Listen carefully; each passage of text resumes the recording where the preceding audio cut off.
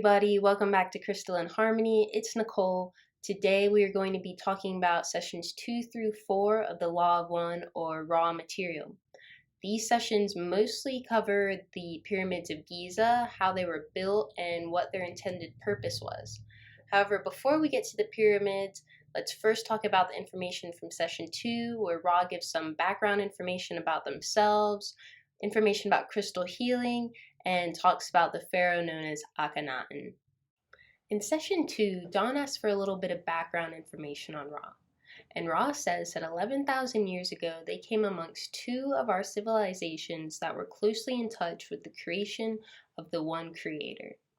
Now, I understand this to mean that these civilizations had an appreciation for the unity, interconnectedness, and consciousness of all things. Ra said that they naively believed that they could come amongst these civilizations without infringing on their free will because they were already so closely aligned with the concept of consciousness in all things. Ra came amongst them to teach them technical information on using crystals and pyramids for healing. However, this information and the pyramids and crystals very soon became reserved for the rich and powerful, which was not their intention, so Ra left. Physically. Ra says that they never left us in thought form vibration because now they were responsible for the distortions or changes in consciousness that they caused. They said they made further attempts to contact the rulers of Egypt, but we have to assume that this was not successful because the only contact they talk about is the one that they had with the pharaoh Akhenaten. Akhenaten was a pharaoh of the 18th dynasty, and Ra called him a wanderer, meaning his spirit came from 4th, 5th, or 6th density. Ra says Akhenaten was convinced that the vibration of one was the true spiritual vibration, and thus he declared the Law of One. But keep in mind that the Egyptians at the time were worshipping hundreds of gods, so for Akhenaten to declare that there is only one God, and to enforce this belief throughout the whole land and in the temples and amongst the priesthoods was a pretty huge scandal. Very few people accepted this idea, and the priests gave lip service only to him. Ra says that once Akhenaten died, things went back to business as usual, and it wasn't until Muhammad showed up and delivered the peoples into a more intelligible distortion of mind-body-spirit relationships. Basically, Muhammad was more effective in aligning people with the concept of a one creator. Next, Ra gives a little bit of information on crystal healing, the underlying principle being an understanding of the hierarchical nature of the structure of the physical body. Ra says that there are crystals which work upon the energies coming into the spiritual body, there are crystals which work upon the distortions from spirit to mind, there are crystals which balance the distortions between the mind and the body. All of these crystal healings are charged through purified channels. Without the relative crystallization of the healer working with the crystal will not be properly charged. The other ingredient is a proper alignment with the energy fields of the planet upon which you dwell, and the holistic or cosmic distortions or streamings which enter the planetary aura in such a manner that an appropriate ratio of shapes and placement within these shapes is of indicated aid in the entangling or balancing process. So to break that down, Ra says that there are crystals that work with the energy moving through our spiritual, emotional, and physical bodies. They say that all crystal healings are charged through purified channels, meaning purified individuals who have achieved relative crystallization. Ra says if the person trying to heal themselves or another with crystals isn't relatively crystallized themselves, the crystal won't be properly charged. And to explain this concept of crystallization, I'm going to draw from the Ra Contact Concept Guide. On page 57, it says that through consistent work in consciousness over a period of time, the energy centers themselves become crystalline, forming unique crystal structures that are capable of carrying higher voltage energy into the system. It is only the relatively crystallized entity who can reliably draw intelligent energy through the indigo ray and through crystals which have been charged by the entity for healing and other purposes. This is further explained by making an analogy with drainage infrastructure. They write, such a system channels all the rainfall and runoff in an efficient, organized, and regular way. If well constructed, it can handle torrential downpours and other surges of water. Likewise, the crystallized entity has a regularized, stable, and ordered infrastructure that can withstand greater volumes and intensity of energy and catalyst. The other aspect of crystal healing that Ra talks about involves a proper alignment with the energy fields of the Earth and the cosmic energies coming into the planet. There are certain shapes that we can utilize and ways that we can place ourselves within these shapes that will aid in the healing process.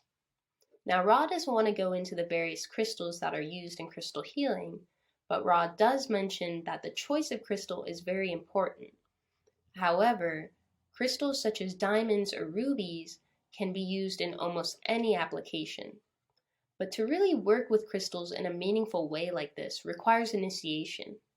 And Ra says that most people don't persevere through the initiatory processes. Next, Ra starts talking about pyramids. Now, I'm going to combine information from sessions 3 and 4 because it's all a continuation of the same subject. So, Don asks Ra if they were responsible for the building of the pyramids, and Ra does take credit for building the larger of the pyramids, including specifically the Pyramid of Giza. Next, Don asks how were the blocks moved to build the pyramids. Then Ra gives a complicated response about the hierarchical nature of energy. Let's go through that quote and break it down because it holds the secret to doing things that appear to be miraculous. Ra says, "You must picture the activity within all that is created. The energy is, though finite, quite large compared to the understanding/distortion of your peoples. This is an obvious point well known to your peoples but little considered.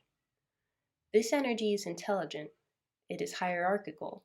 Much as your mind-body-spirit complex dwells within a hierarchy of vehicles and retains, therefore, the shell or shape or field and the intelligence of each ascendingly intelligent or balanced body, so does each atom of such a material as rock.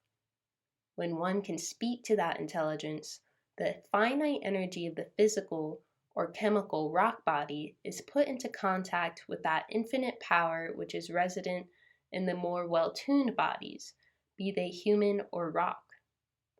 With this connection made, a request may be given. The intelligence of infinite rockness communicates to its physical vehicle, and that splitting and moving which is desired is then carried out through the displacement of the energy field of rockness from finity to a dimension which we conveniently call simply infinity. In this way, that which is required is accomplished due to the cooperation of the infinite understanding of the Creator indwelling in the living rock. This is, of course, the mechanism by which many things are accomplished which are not subject to your present means of physical analysis of action at a distance. So when Ra talks about this hierarchy of bodies, they're referring to the fact that in addition to the physical body that we now find ourselves in, which is the yellow ray body, we also have other bodies that are around us in potentiation. So we also have our green ray body, our blue ray body, our indigo ray body, our violet ray body, and also an orange ray body and a red ray body. All of these being associated with the energy centers or the chakra system. A rock also has these bodies. A rock is only activating its red ray body, but it still has all of the higher bodies in potentiation, the indigo ray body being that which channels intelligent energy. So if you are going to move a rock or ask a rock to move, you have to make contact with that indigo ray body using your indigo ray body. When you do that, you cooperate with the infinite intelligent energy present in that body, and when contact is made, you can give the request, move, and it will move. So Don realizes that there's a connection between what Ra just said and the old saying that if you had enough faith, you could ask a mountain to move, and it would move. Then he asked Ra, is this essentially how you built the pyramids? And if someone was totally embodying the law of one, would they be able to do this themselves? Ra says that the word faith is a stumbling block between those of what they call the infinite path and those of the finite proving/understanding. They say that Don is precisely correct in understanding that there's a connection between faith and intelligent infinity. So then Don repeats himself. He asks again, if someone is totally embodying the law of one, is the law of one, then such things such as building pyramids with their mind should be commonplace, right? But Ross says that he misunderstands because there's a difference between the individual power through the law of one and the power of those operating as a combined force through a social memory complex. For an individual to be able to do things such as build pyramids with their mind, they would have to be completely purified of all flaws. And to this sounds to me like being on the level of the creator. But when you have a mass understanding of the law of one within a society or civilization, then each individual within that society can still have a certain amount of flaws, but still be able to move mountains or build pyramids. Then they say, the progress is normally from the understanding which you now seek to a dimension of understanding which is governed by the laws of love, and which seeks the laws of light. Those who are vibrating with the law of light seek the law of one. Those who vibrate with the law of one seek the law of foreverness. That part almost seems random, and you kind of wonder why did they go on this weird tangent about seeking different laws. But what Ra was doing here was defining the different densities in response to Don asking if someone who lives and is the law of one, could they do these miraculous things? When they said progress is normally from the understanding you now seek, they were referring to our third density. When they said a dimension of understanding which is governed by the laws of love, which seeks the laws of light, they were referring to the fourth density, which is the law of love, and graduation to the fifth density, which is the density of light. Those who are vibrating with the law of light seek the law of one references that those who are in fifth density seeking to graduate to sixth density, which is the density Ra is in, and the density which Ra usually refers to as the density of love/light, but here they are making that density synonymous with the law of one, which is pretty interesting because it seems to suggest to me that you cannot be completely and fully embodying the law of one until you are at least in sixth density. Those who seek the law of one seek the law of foreverness refers to sixth density seekers wanting to ascend to seventh density, which is the density of foreverness or unity. Ra doesn't go into it too much here, but there are 8 densities in total, the 8th being the beginning of a new octave of densities. But Ra doesn't speak on the 8th density too much, and usually refers to it as the mystery we will not plumb. They're still in 6th density, so they don't feel qualified to speak too much on what lies beyond them. Now, getting back to the Great Pyramid, Ra says that it was thought into place using everlasting rock, and that the other pyramids that they built were made of stone that originated from somewhere else on the planet. The everlasting rock appears to be made because Ra didn't want people in the future to look at this pyramid and decide to worship them as builders of a miraculous pyramid. So they intentionally made it look like thousands of blocks were carved and set into place, when in reality they were created through thought and set into place through thought.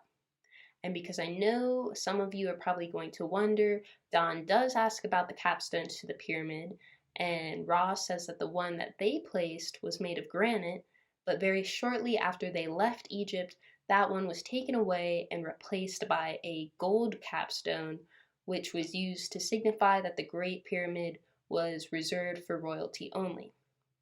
And I do want to reiterate from Ra that this type of specific information is not important at all.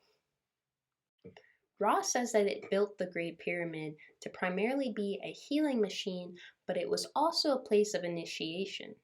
In section 2, they say, The purpose was firstly to have a properly oriented place of initiation for those who wish to become purified or initiated channels for the Law of One. 2. We wish then to carefully guide the initiates in developing a healing of the people whom they sought to aid and the planet itself. Pyramid after pyramid charged by the crystal and initiate were designed to balance the incoming energy of the one creation with the many and multiple distortions of the planetary mind body spirit. In this effort, we were able to continue work that brothers within the Confederation had effected through building of other crystal-bearing structures, and thus complete a ring of these about the Earth's surface. So the pyramids were designed to guide initiates in healing people and healing the planet. They were also designed to balance the incoming energies of intelligent infinity that were coming in through our planet at specific points in the electromagnetic field with the distorted energy of our planet's electromagnetic field.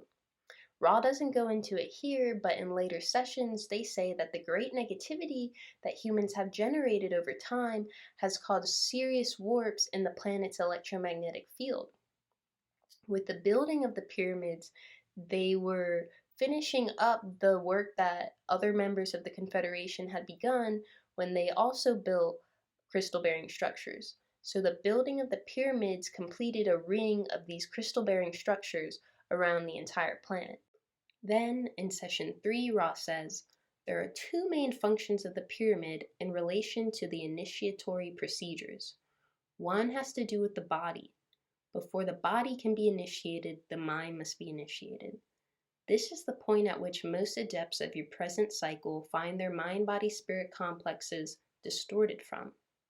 When the character and personality that is the true identity of the mind has been discovered, the body then must be known in each and every way.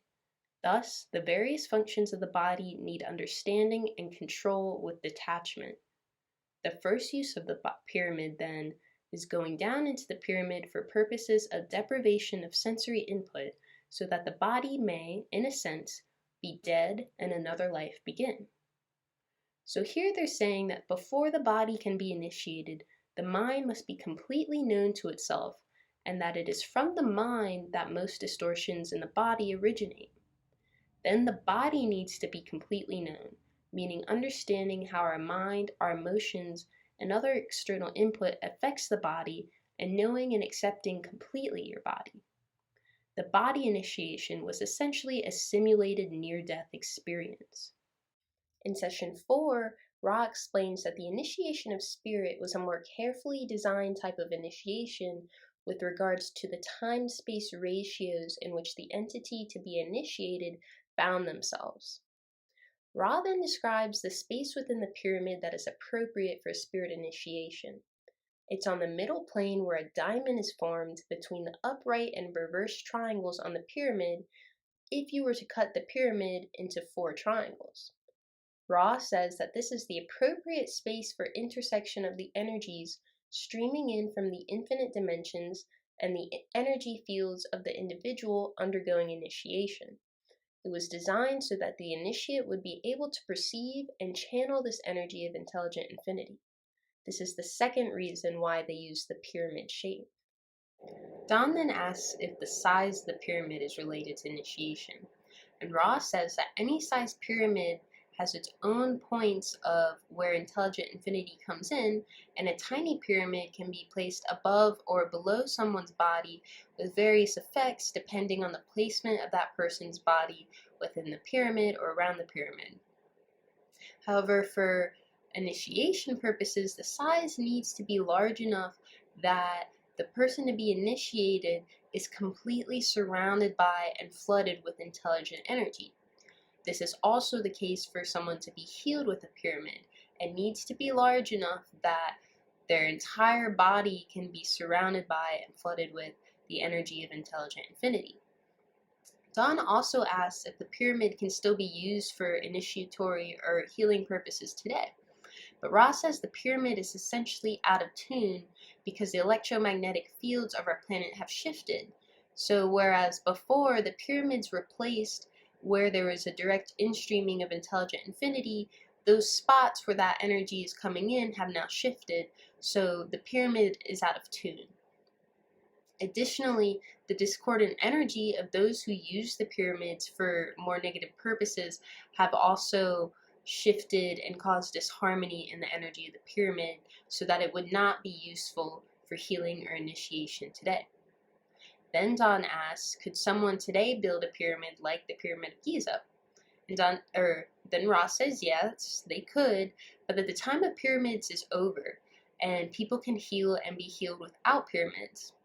In a later session, Ra notes that the reason that we don't need pyramids anymore is because the pyramids were designed for healing and that they would extend life so that more people had more opportunity to evolve their consciousness so that they could ascend their consciousness to fourth density. But now that the time of fourth density is here, it doesn't really make sense to prolong life anymore because the harvest is now.